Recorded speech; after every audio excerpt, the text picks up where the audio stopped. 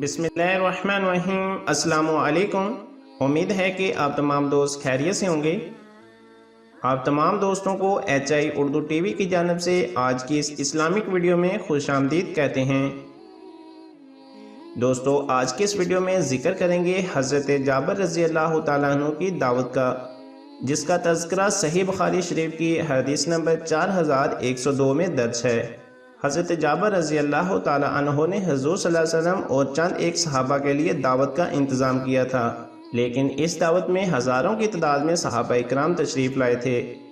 حضرت جابر رضی اللہ تعالیٰ عنہ فرماتے ہیں کہ جب خندق کھودی جا رہی تھی تو میں نے معلوم کیا کہ نبی کریم صلی اللہ علیہ وسلم انتہائی بھوک میں مبتلا ہیں۔ میں فوراً اپنی بیوی کے پاس آیا اور کہا، کیا تمہارے پاس کوئی کھانے کی چیز ہے؟ میرا خیال ہے کہ نبی کریم صلی اللہ علیہ وسلم انتہائی بھوکے ہیں۔ میری بیوی ایک تھیلا نکال کر لائی جس میں ایک سیاہ جو تھے۔ گھر میں ہمارے ایک بکری کا بچہ بھی باندھا ہوا تھا۔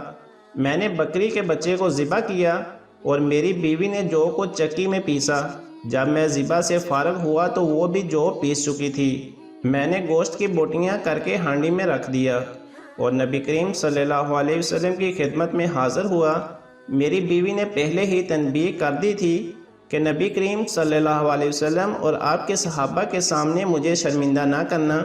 چنانچہ میں نے نبی کریم صلی اللہ علیہ وسلم کی خدمت میں حاضر ہو کر یہ عرض کیا کہ یا رسول اللہ صلی اللہ علیہ وسلم، ہم نے ایک چھوٹا سا بچہ ذبح کر لیا ہے اور ایک سا جو پیس لی ہے جو ہمارے پاس تھی، اس لیے آپ ایک دو صحابہ کو ساتھ لے کر تشریف لے چلیں۔ آپ صلی اللہ علیہ وسلم نے بہت بلند آواز سے فرمایا، اے اہل خندق، جابر رضی اللہ تعالی عنہ نے تمہارے لیے کھانا تیار کروایا ہے، اب سارا کام چھوڑ دو اور جلدی سے چلو۔ اس کے بعد نبی کریم صلی اللہ علیہ وسلم نے فرمایا، جب تک میں نہ آ جاؤں ہانڈی چولہے سے نہ اتارنا اور تب تک آٹے کی روٹی پکانی شروع نہ کرنا۔ میں اپنے گھر آیا، ادھر آپ صلی اللہ علیہ وسلم بھی صحابہ کو ساتھ لے کر روانہ ہوئے۔ میں اپنی بیوی کے پاس آیا تو وہ مجھ کو برا بھلا کہنے لگی۔ میں نے کہا کہ تم نے جو کچھ مجھ سے کہا تھا میں نے نبی کریم صلی اللہ علیہ وسلم کے سامنے عرض کر دیا تھا۔ آخر میری بیوی نے گوندا ہوا آٹا نکالا اور آپ صلی اللہ علیہ وسلم نے اس میں اپنا لاب دہن کی آمیزش کر دی اور برکت کی دعا کی۔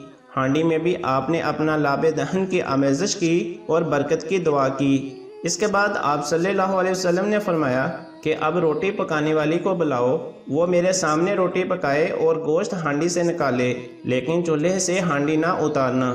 صحابہ کی تعداد ہزاروں کے قریب تھی۔ میں اللہ تعالیٰ کی قسم کھاتا ہوں کہ اتنے ہی کھانے کو سب نے شکم سیر ہو کر کھایا اور کھانا بچ بھی گیا۔